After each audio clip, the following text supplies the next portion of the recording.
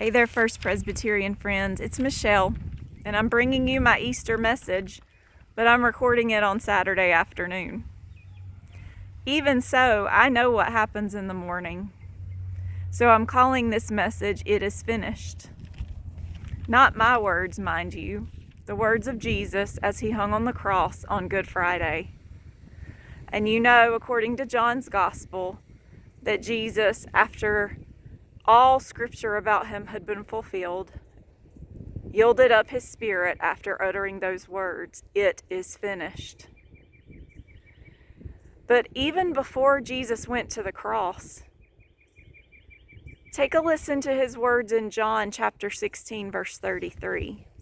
One of my favorite verses in scripture, where Jesus tells his disciples, "In this world you will have trouble, but take heart. I have overcome the world." I have overcome the world. And go back further than that. You know the prophecies about Jesus that came true in his birth, his life, and his death. Prophecies that began all the way back to God's encounter with Eve in the Garden of Eden, where he told Eve that Satan would bruise her seed's heel and her seed would crush Satan's head.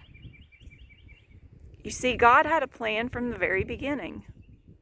And what God plans and what God purposes, he accomplishes. So we know that that plan was finished when Jesus died on the cross. I thought about these words this week in the form of a song by the Gaither Vocal Band. And I've asked Terry to attach it to our Bible.com online bulletin, and I hope you'll go listen to it. It's a beautiful song of hope and a beautiful description of what God has done for us this day. And sometimes it's hard to believe it is finished, especially in the midst of a world that's hurting. But I wanted to encourage you with the words from a devotion that I read a couple of weeks ago on Proverbs 31 Ministries First 5 app. At that time, the study was in the 38th chapter of Ezekiel, and the writer, Marissa Henley, had this to say: "Against every enemy, God wins. No matter the size of the assembled army, no matter how shrewdly Satan schemes, no matter how easily the enemy expects to seize their prey, God's purposes will not fail.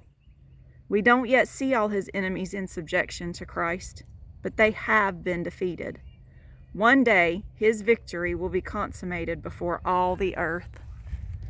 My friends, as we stand looking into this beautiful North Carolina sky, I'm reminded of what Jesus told his disciples as he ascended into heaven, where we know he reigns today. He said, "All authority in heaven and earth has been given to me." My friends at First Presbyterian, it is finished, and Jesus is Lord. Happy Easter.